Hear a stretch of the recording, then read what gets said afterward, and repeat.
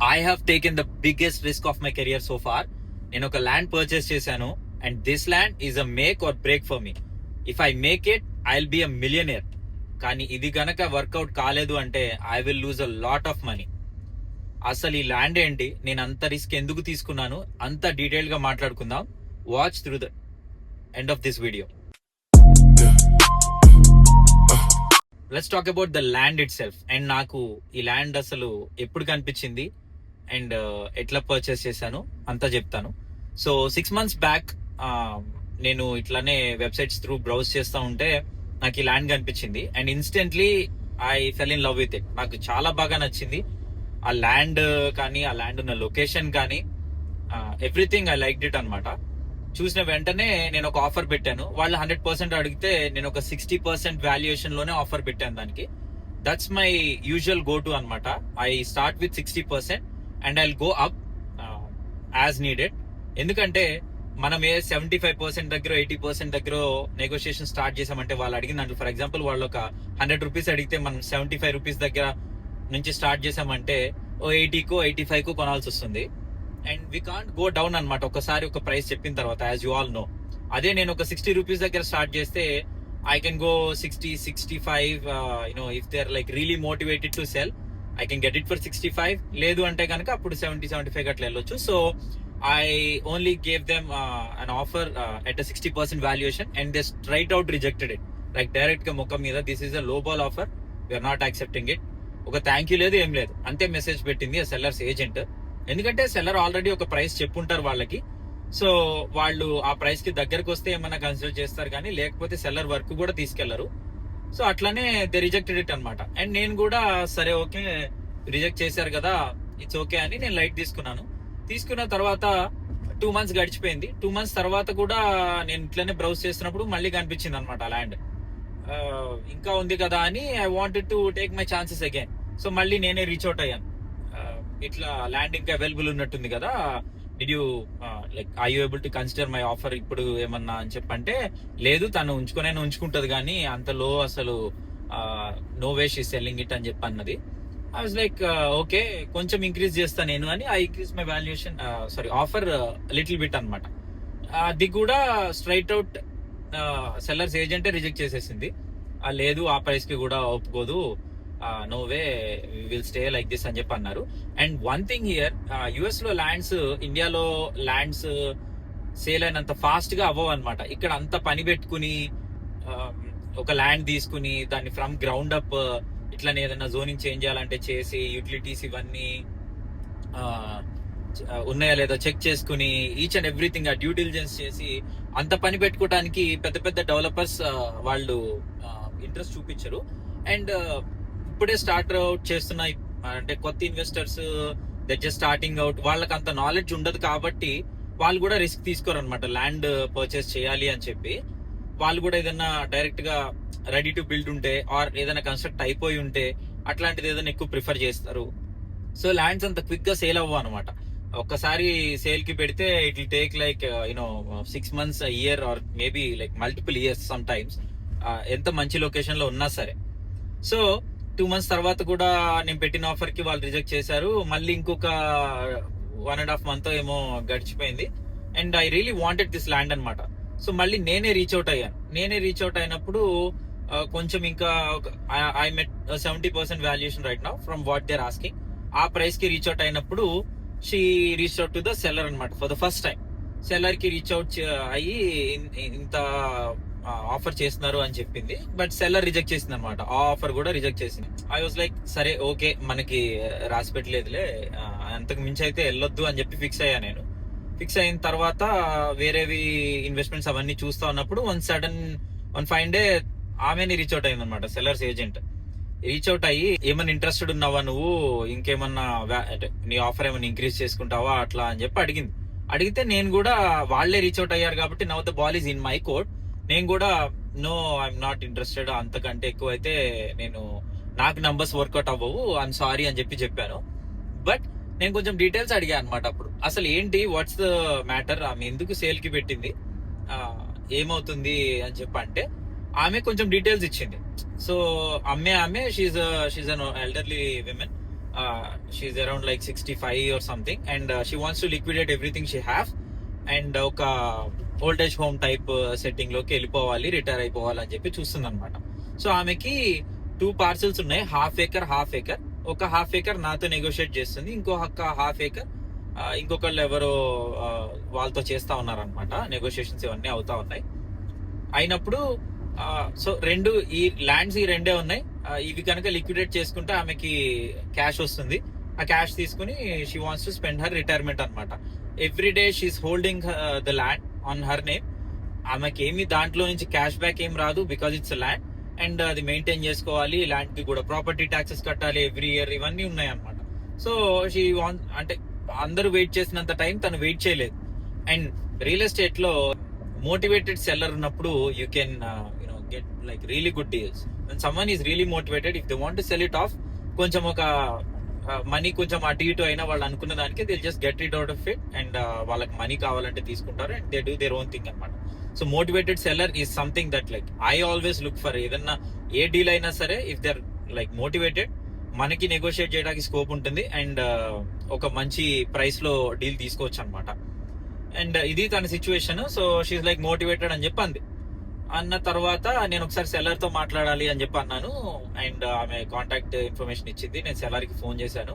ఆ ల్యాండ్ వి అసలు డీటెయిల్స్ అన్ని కనుక్కున్నా, like when did you purchase this, తీసుకున్న తర్వాత నుంచి నీకు what issues did you face, and ఇట్లా అన్ని కనుక్కున్నాను. అండ్ ఐ లైక్ ఇట్ అనమాట. ఆమె కూడా ప్రాపర్ గా అన్ని డీటెయిల్స్ అన్ని ఉన్నట్టు చెప్పారు.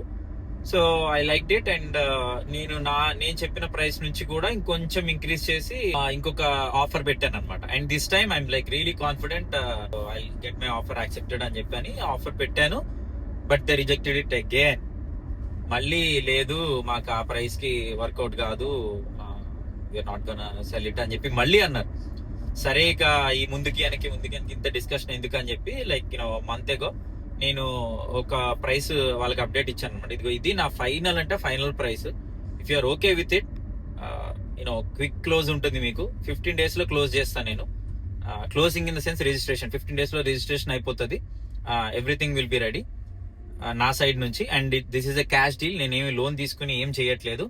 I get my own money. నేను మొత్తం మనీ తీసుకొచ్చి మీకు ఇచ్చేస్తాను. మీరు నాకు ల్యాండ్ రిజిస్టర్ చేసేసేయండి, అయిపోతుంది. అండ్ నేను ఇంకా మళ్ళీ బ్యాక్ అండ్ ఫోర్త్ ఇవన్నీ వద్దు అని ఒక ఫైనల్ నంబర్ ఇచ్చాను వాళ్ళకి.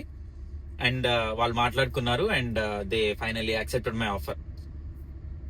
This is the first win, but this is just the starting. Basically ఆ ల్యాండ్ పర్చేస్ చేయటం అనేది just part of it.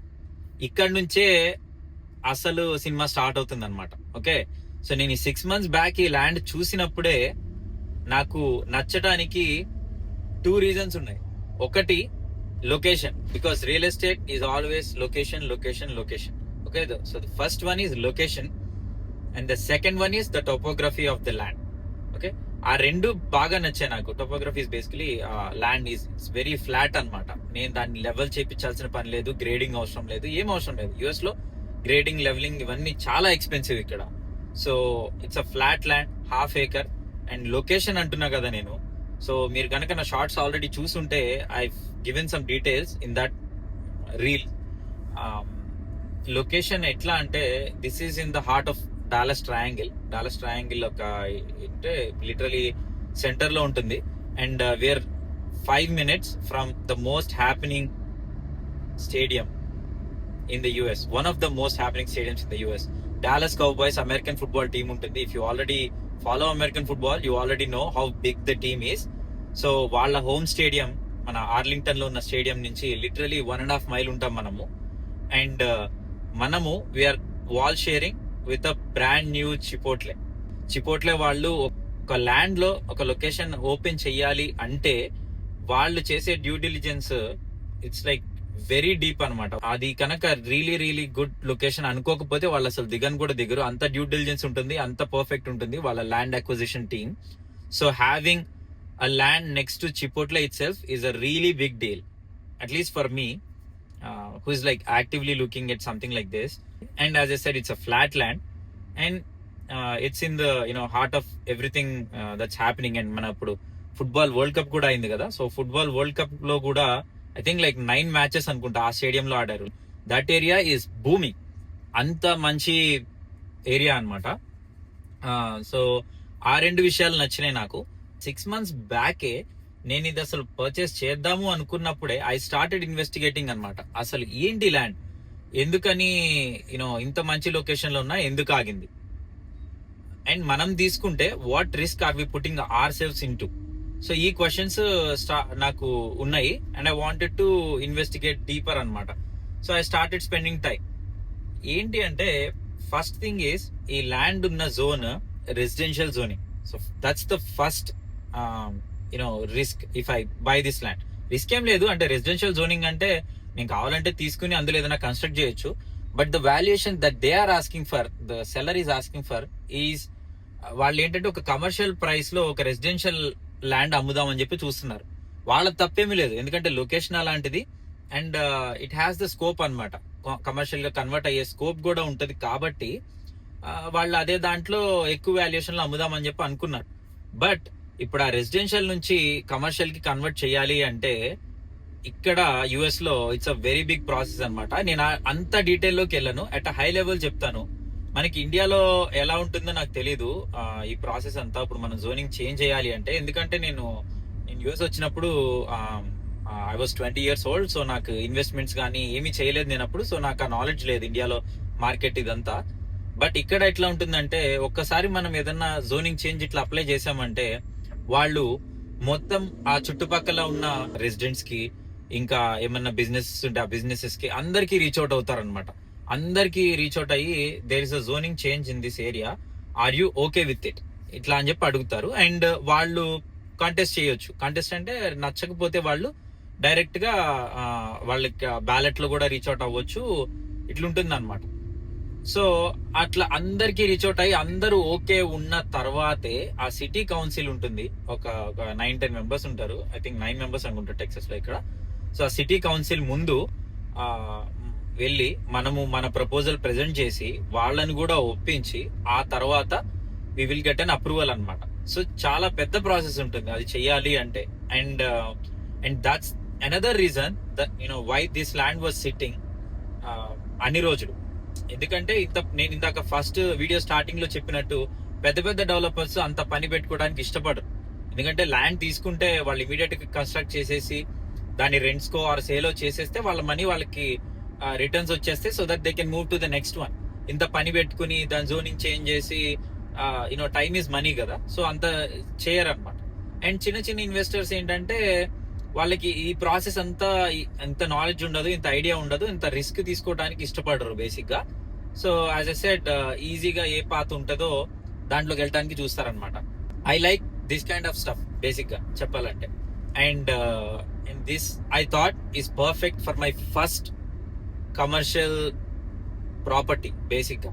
So నాకు ఆ రిస్కే, ఆ కాంప్లెక్సిటీయే నచ్చింది నాకు. ఎందుకంటే ఈజీగా ఉంటే every one will do it. And as a set ఇది గనక ఇఫ్ ఇట్స్ స్ట్రైట్ ఫార్వర్డ్, ఎప్పుడో ఎవరో పెద్ద బిల్డర్ తీసేసుకుని దాన్ని అసలు ఒక ½ acre property in the middle of high traffic area అంటే అసలు ఈ పాటికి made like millions and millions already if it's easy enough. Because it's complex, అది అందుకే ఆగింది. And I like that complexity. And అందుకే నేను అది రెసిడెన్షియల్ ఉన్నా ఏమున్నా తీసుకుందామని ఫిక్స్ అయ్యాను. అండ్ అదే దాంట్లో తీసుకున్నాం. అండ్ ఇప్పుడు నేను ఆ వీడియోలో స్టార్టింగ్ లో చెప్పాను కదా, this is the biggest risk I'm taking అన్నట్టు. సో ఎందుకు అన్నాను అంటే ఐ స్టార్టెడ్ రీసెర్చింగ్ అనమాట. ఇట్లా ఈ ప్రాపర్టీ గురించి చూస్తా ఉంటే నాకు ఈ ప్రాపర్టీ స్టార్టింగ్ నుంచి ఎవరు ఇప్పటి వరకు ఉన్న ownership everything I went in to so much detail. అసలు నాకు తెలిసి సిటీ ప్లానర్స్ దగ్గరే మేబీ ఉండొచ్చేమో అంత డీటెయిల్. ఐ వెంట్ త్రూ అంత డీటెయిల్ వెళ్ళినప్పుడు I uncovered a shocking revolution. అంటే షాకింగ్ అని ఎందుకన్నా అంటే అది నేను పర్చేస్ చేయకముందే తెలుసు నాకు. బట్ నేను తెలుసుకున్న తర్వాత అంటే ఆ కాంప్లెక్సిటీ ఎంత డీప్ ఉందో అర్థమైంది. సో బేసిక్ గా చిపోట్లే అని చెప్తున్నా కదా, అది కూడా ఇట్ వాజ్ రెసిడెన్షియల్ అనమాట. అది కూడా రెసిడెన్షియల్ జోనింగ్ లోనే ఉంది before they converted into commercial and put that Chipotle in there. సో అది రెసిడెన్షియల్ ఉన్నప్పుడు వాళ్ళ ఇప్పుడు నేను జోనింగ్ చేంజ్ ఏదైతే ట్రై చేస్తున్నానో వాళ్ళు ఆ జోనింగ్ చేంజ్ ది ఆ ప్రాసెస్ లోకి వెళ్ళినప్పుడు ఐ ఫౌండ్ అ వీడియో అనమాట. ఆ వీడియో ఇక్కడ యుఎస్ లో అన్ని రికార్డెడ్ ఉంటాయి కాబట్టి ఐ ఫౌండ్ అ వీడియో. ఆ జోనింగ్ చేంజ్ అప్పుడు వాళ్ళ రిక్వెస్ట్ ఇదేదైతే అవుతుందో ఆ కౌన్సిల్ మెంబర్స్ ఉండి ఆ హాల్లో ఈ చిపోట్లే వాళ్ళ రిక్వెస్ట్ ఇది వాళ్ళకి ప్రెజెంట్ చేయటము అండ్ ఆ నైబర్స్ అపోజిషన్ ఉంటుంది కదా, సో ఆ నైబర్స్ అపోజిషన్ ఎవ్రీథింగ్ అనమాట, everything recorded. It's 1.5 hour video. So basic గా చుట్టూ ఉన్న నైబర్స్ ఎంత స్ట్రాంగ్ గా అపోజ్ చేస్తున్నారు అంటే ఇది కమర్షియల్ గా కన్వర్ట్ చేయటాన్ని they putting their life on it basic గా. ఎందుకంటే మా హౌసెస్ అన్ని ఇప్పుడు ఇక్కడ ఇంత కమర్షియల్ వచ్చినాయి అంటే ఆ ట్రాఫిక్ కి ఇదికి, ఎందుకంటే మోస్ట్లీ అది ఒక సీనియర్స్ ఇట్లున్నారు అనమాట, 65+ అట్లా. సో వాళ్ళకి ఏంటి ఎంత ప్రశాంతంగా ఉంటే అంత బాగుంటుంది. అండ్ నేను ఏరియా చెప్పా కదా, it's a very expensive area. వాళ్ళు మంచిగా పెద్ద పెద్ద హౌసెస్ తీసుకుని వాళ్ళు దేర్ లివింగ్ పీస్ఫుల్లీ అనమాట. ఇప్పుడు అక్కడ కమర్షియల్ వచ్చింది అంటే మొత్తం ట్రాఫిక్ పెరిగిపోతుంది, సౌండ్ ఇదంతా వాళ్ళకి ఇష్టం లేక వాళ్ళు ఒక సిండికేట్ లాగా ఫామ్ అయ్యి ఆ చిపోట్లే వాడు ఈ ప్రపోజల్ ప్రెజెంట్ చేసినప్పుడు they rejected it's right out అనమాట. అక్కడ కోర్ట్ కి వచ్చి ఎవ్రీవన్ ఇన్ పర్సన్ అటెండ్ అయ్యి మాకు ఇది వద్దు అని ప్రతి ఒక్కళ్ళు చెప్పారు. చెప్పినా సరే చిపోట్లే ఎందుకు అప్రూవ్ అయిందంటే వాళ్ళు చాలా డీటెయిల్డ్ గా వెళ్ళారు. నేను ఇందా చెప్పా కదా, మొత్తం building plan each and everything very prepared, 100% prepared. ఇక్కడ వాళ్ళు రేజ్ చేసిన ప్రతి క్వశ్చన్ కి వాళ్ళు ఆన్సర్ చెప్పారు. చిపోట్లే వాళ్ళు ఆన్సర్ చెప్పబట్టి ఆ కౌన్సిల్ మెంబర్స్ వాళ్ళకి అసలు జోనింగ్ చేంజ్ అనేది ఇష్టం లేకపోయినా, కౌన్సిల్ మెంబర్స్ ఎవరు ఉంటారు, ఆ చుట్టుపక్కల ఉన్న రెసిడెంట్సే ఉంటారు. వాళ్ళేమి కొత్తగా వేరే దగ్గర నుంచో లేకపోతే ఇట్లా ఉండదు. So they have interest in that area అనమాట. ప్రిజర్వ్ చేద్దాం ఆ ఏరియా అని చెప్పి వాళ్ళు చాలా ట్రై చేశారు. మొత్తము రిజెక్ట్ చేద్దాం అనే దాంట్లోనే అడుగుతున్నారు 9 members క్వశ్చన్స్. బట్ వీళ్ళు ఎంత ప్రిపేర్డ్ గా వెళ్ళారంటే they had answer for every question. So వాళ్ళకి అప్రూవ్ చేయడానికి తప్ప వేరే స్కోపే లేదనమాట. So they had to approve and they approved it. కానీ అప్రూవ్ చేస్తున్నప్పుడు ఆ 9 members లో 4 members ఒక మాట అన్నారు, మీది అప్రూవ్ చేస్తున్నాం చిపోట్లే అంటే రెసిడెంట్స్ కి చెప్పారనమాట, ఒక హామీ లాగా. వీళ్ళది అప్రూవ్ చేస్తున్నాం మేము, వీళ్ళ ల్యాండ్ పక్కన ఎవరైతే వస్తారో అది మేమందరం గుర్తుపెట్టుకుంటాం. ఎందుకంటే ఈ చిపోట్లే ఇటు కార్నర్ ఉంది, సో ఇక్కడ నా ల్యాండ్, ఇక్కడ పక్కన ఇంకొక ల్యాండ్, ఇక్కడ ఈ పక్కనంతా హౌసెసే అనమాట. సో ఈ చిపోట్లే పక్కన ల్యాండ్స్ ఎవరైనా వచ్చారు జోనింగ్ కి అంటే రీజోనింగ్ కి, we will make sure we protect it with everything we have అని చెప్పారు లిటరల్ గా. సో ఐ అండర్స్టూడ్ ఎంత కాంప్లెక్సిటీలోకి నేను ఎంటర్ అవుతున్నా అనేది నాకు అప్పుడు అర్థమైంది. బట్ మనం గివప్ ఇచ్చే టైపే కాదు. సో దిగాము, let's see what happens. I will be documenting everything, as I said, everything, literally everything. So stay with me through this journey. And ఇప్పుడు నేను ఆ ల్యాండ్ చూటాకే వెళ్తున్నాను. లెట్స్ సీ, నేను ఆ లొకేషన్ చూపిస్తాను, ఆ ల్యాండ్ చూపిస్తాను. And you guys let me know in the comments what you think of this. నేను ఇంత పెద్ద రిస్క్ అంటే what do you think? Basic I want to listen. Thank you so much. And here is the land. Let's go.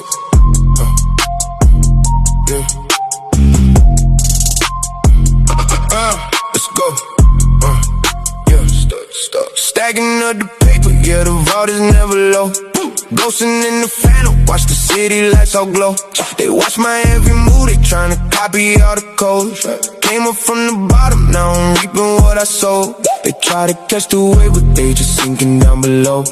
ఇదే road లో if you drive 5 minutes that side, same road, Let's go. అక్కడ will find the stadium. Yeah. Let's go. Yeah. Stop. Stacking up the paper. Yeah, the vault is never low. Ghosting in the phantom. Watch the city.